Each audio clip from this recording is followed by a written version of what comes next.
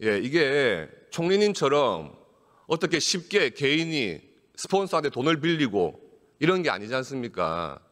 국가 채무라는 것은 한순간에 그 속도가 갑자기 늘어나게 되면 국가 부도 위험, 국가 신용 등급 하락 이런 문제를 불러오는 것 아니겠습니까? 곽 의원님, 그 중대한 국사 문제를 다루는데 개인과 관련된 것을 그렇게 조금 비속적으로 연결시켜서 말씀하시는 것은 별로 적절한 것 같지는 않습니다. 총리님 산하에 기획예산처가 간다고 해서 물어보는 거 아닙니까? 인사청문회를 거치면서 인사청문회에서 똑바로 대답하신 적이 없어요. 이 적절치 문제에 않은 것 대해서. 같습니다.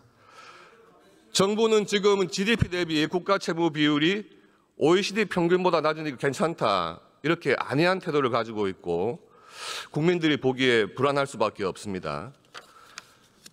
프랑스 같은 경우에 국가 채무가 GDP 대비 110%를 넘었어요. 선진국이고. 그런데 최근에 도저히 지금 이 빚 문제를 해결하지 못해가지고 긴축 재정을 시도했다가 내각이 붕괴까지 됐습니다. 지금 내년에 2026년에 이 국가 부채로 인한 2조 얼마 정도 되는지 알고 계십니까? 뭐라고요? 국가 부채에 따른 이자 비용 내년에 얼마 정도죠? 한 4, 5조 되는 거 아닌가 싶습니다. 36조 원. 네. 36조 원이고요. 2030년에는 46조 원 이런 추세로 간다면요. 그러니까 이자만 지금 이렇게 급속하게 늘어나는 겁니다. 2030년에는 이런 속도로 간다면 국가 채무가 2,000조 시대가 된다고 합니다. 청년 세대에게 정말 빚의 족쇄만 남기는 것이 아닌지 굉장히 우려가 됩니다. 우리 세대가 써버린 빚의 고통을 다음 세대에 넘기는 것은 정치의 무책임이자 국가의 배임이라고 생각을 합니다. 총리님 생각 어떻습니까? 의원님께서 국가 채무라든가 부채 문제에 대해서 깊은 관심을 가지시는 것에 대해서 굉장히 의미 있게 생각하고 공감하는 대목이 많습니다. 동시에 그렇게 관심을 가지실 거면은 성장 문제에 대해서도 관심을 가지시는 것이 균형 잡힌 자세가 아닌가 이렇게 생각합니다. 이재명 정부에서 말이죠. 출범할 때부터 도덕성이라든지 사회 정의 이런 문제에 대해서는 철학이 아예 저는 없었다고 봅니다. 인사하고 내각을 한번 보겠습니다. 대통령이 지금 전과 사범에다가 5개 재판 받고 있는 중지 중인 상황이죠. 총리께서는 전과 5범, 내각 장관들 다 합치면 무려 22범, 전과 22범 내각입니다. 그러니까 범죄자 주권정부라는 말이 나오는 거예요.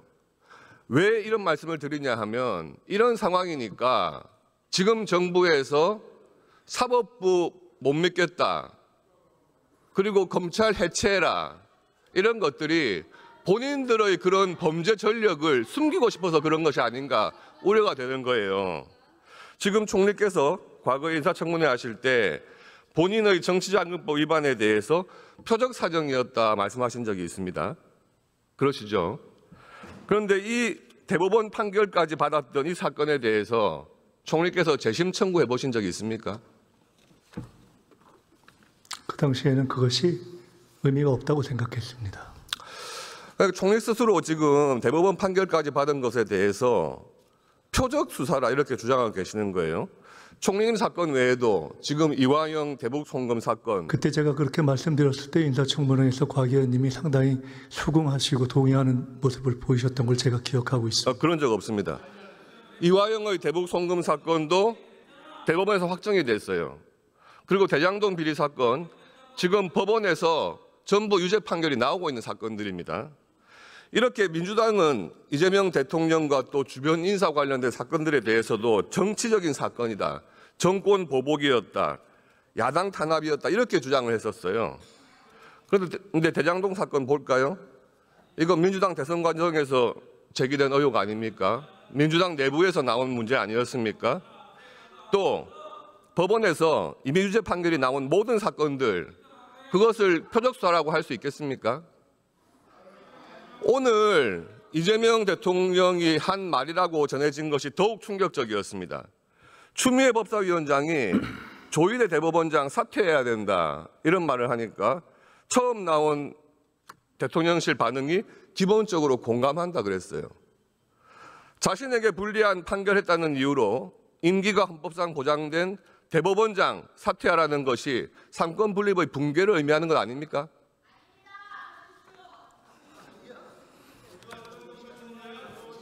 할 말 없으신 것 같으니까 들어가시죠. 법무부 장관님 나오시죠. 잠깐 이제 답변 드려도 되겠습니까? 들어가십시오. 법무부 장관님 나오시죠.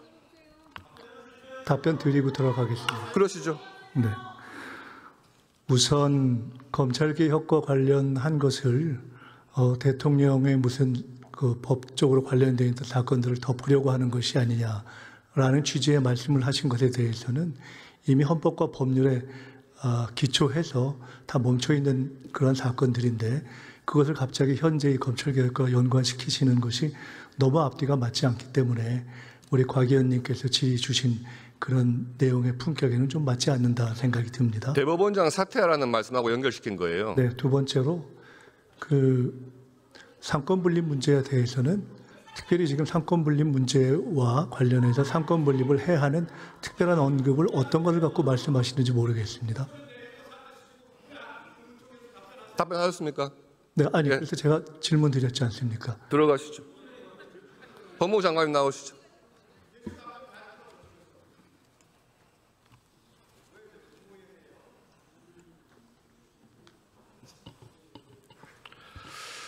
장관님께서도 그 이재명 대통령 관련 사건들에 대해서 계속 정치보복 수사라고 과거에 말씀하신 적이 있죠. 네, 그렇습니다. 지금 법무부 장관 해보시면서 검찰을 지휘 감독하고 계시는데 지금도 검찰에서 정치보복 수사를 하고 있다고 생각하십니까? 국민주권 정부가 출범한 이후에는 뭐 정치보복적 수사는 없다고 저는 단언할 수 있습니다.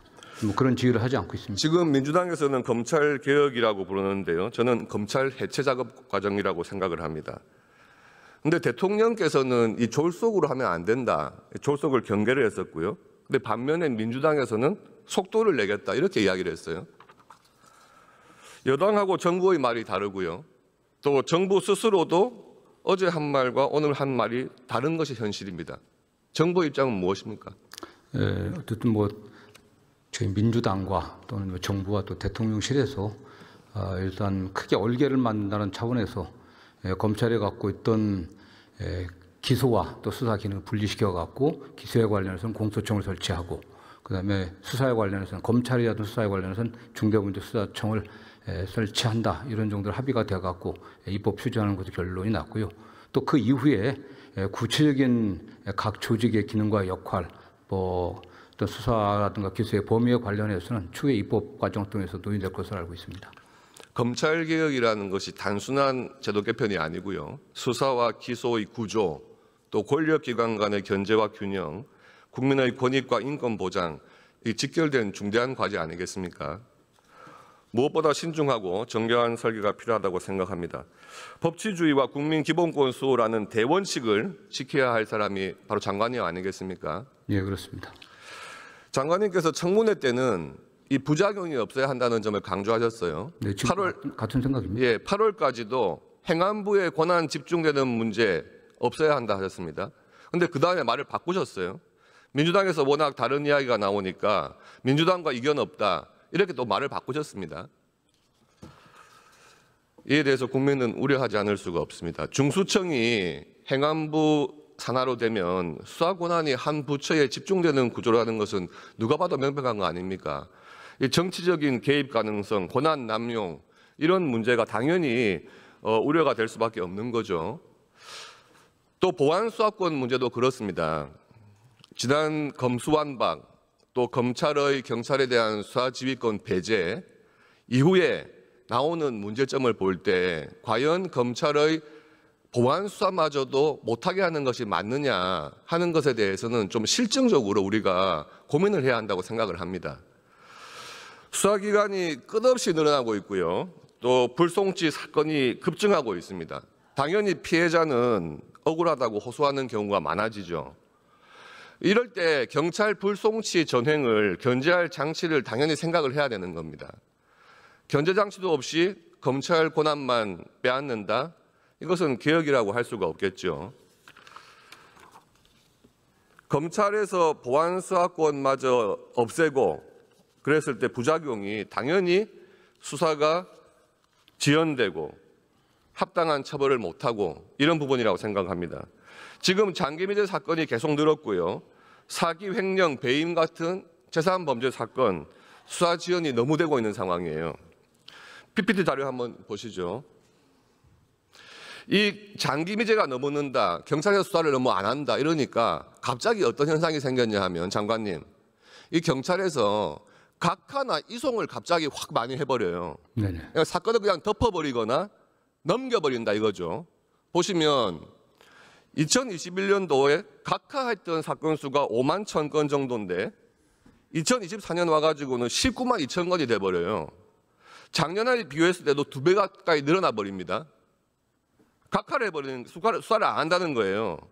경찰에서 이첩하거나 이송해버리는 것, 그냥 넘겨버리는 거죠. 그게 2020년도에는 31만 5천 건이었는데요. 2024년 와가지고 56만 5천 건으로 늘었어요. 전체 사건 수는 줄었어요, 우리나라에서. 그런데 이렇게 각하와 이송, 이첩이 늘고 있다는 겁니다. 경찰에서 수사를 안 한다는 거예요. 그 다음 자료 한번 보시죠. 또 경찰에서 불송치 결정 사건에 대한 이의신청, 장관님 아시죠? 네네. 이의신청 건수도 늘어나고 있습니다. 그런데 이의신청이 된 사건 중에서 검사가 다시 수사해 보니까 이거 기소해야 된다 한 사건도 늘고 있어요. 결국에는 경찰에서는 수사가 부실화가 되고 그 사건 중에서 다시 검사가 봐서 기소하는 사건은 또 늘고 있고 이런 현상입니다. 범죄의 효과적인 단죄를 위해서는 보안 수사권이 반드시 필요하다고 생각을 합니다. 경찰 수사만으로 유죄 입증이 부족할 때 법률 전문가인 검사가 보안 수사를 하는 것은 기소의 완결성을 높이기 위해서 당연한 상식 아니겠습니까? 이런 부분에 대해서 잘 좀 살펴봐 주시기 바랍니다. 예, 어떤 보안 수사를 통해서 검찰이 수사권을 부활을 하지 않겠냐는 이런 우려도 많이 있는 것 같습니다. 그런 점에서 저희들이 많이 고민을 해야 될 것 같고요. 특히 경찰의 수사가 지체된 이유라든가 또 지연된 여러 가지 이유가 있는데 제가 보기엔 가장 큰 이유 중에 하나가 검경 수사권 조정 이후에 경찰의 수사를 해야 될 대상이 굉장히 늘었음에도 불구하고 조직과 인원이 늘질 않았습니다. 저는 그런 것도 굉장히 고려돼야 될 것으로 좀 보고 있습니다. 그래서 향후 수사권 조정을 하면서 수사 인력의 대폭적인 증원들이 좀 필요할 것으로 보고 있습니다. 네. 예, 알겠습니다. 총리님 나오시죠.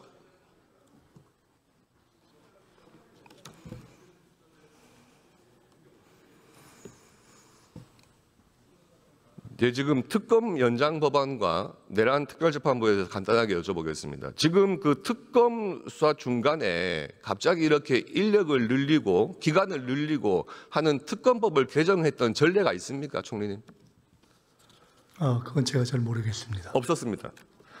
방금 법무장관께서 말씀하셨듯이 지금 수사 인력이 안 그래도 모자란데 이 특검에 너무 많은 인력을 투입을 해놨어요.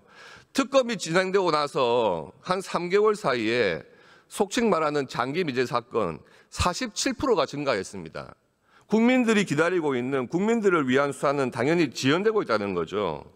이재명 정부에서는 평소에 수사 기소권을 반드시 분리해야 된다 이렇게 이야기를 해왔습니다마는 특검은 수사와 기소 한데 합쳐놨죠. 이법한 별건 수사 막 벌이고 있죠. 피해 사실 공표 내놓고 하고 있습니다. 이중잣대 아닙니까? 아까 왜 이렇게 중간에 연장하는가, 길게 하는가 말씀 주셨는데 사실은 3가지 특검은 전 정부에서 거부권을 행사하지 않았으면 벌써 끝났을 일입니다. 아쉽게 생각하고 있습니다. 내란 특별재판부, 내란 전담 재판부에 대해서 묻겠는데요. 이게 아까 총리님께서는 뭐가 위헌인지를 모르겠다 이렇게 말씀하셨습니다. 그런데 우리 헌법 체계상 사법부의 구성, 뭐가 위헌인지 모르겠다고 말씀드린 것이 아니라 뭐가 위헌인지를 정확히 지적해 주십시오라고 말씀을 드렸습니다. 네, 제가 지적하겠습니다. 사법부의 재판에 있어서 재판 내용뿐만 아니고 특정한 재판부의 구성, 법관의 구성, 그 재판부의 어떤 사건을 맡아라 하는 배당 문제 이런 것을 입법부가 법으로 관여하는 것 자체가 사법부의 독립을 침해하는 것입니다. 해양수안부 이전에 대해서 좀 묻겠습니다. 해양수안부 임시청사가 들어오는 곳이 저희 지역구입니다. 부산 동구에 있는데 총리님 여기 갔다 오신 적이 있습니까? 못 갔습니다. 예. 원래 계획이 있었습니다. 오늘 아침에 그 장동혁 국민의힘 대표와 부산 국회의원들이 가가지고 다시 한번 점검을 했고요. 총리님 다음에 시간 되시면 한번 오십시오. 근처에 맛집도 많. 네, 원래 계획이 있었는데 그때 대통령님하고 일정이 겹쳐서 저희가 미루느라고 못 갔습니다. 총리님, 이 해양수산부 이전이 단순한 부처 이전만 의미하는 것은 아니겠죠? 네, 그렇습니다.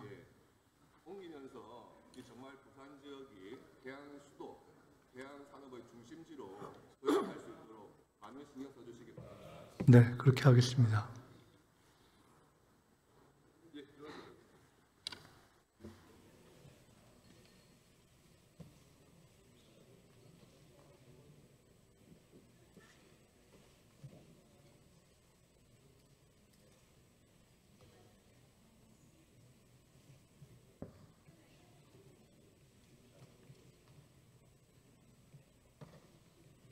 지금 전후에 필요한 것은 권력기관의 탄압도 선심성 재정도 아닌 국민 신뢰 회복과 미래 세대에 대한 책임이라고 생각합니다.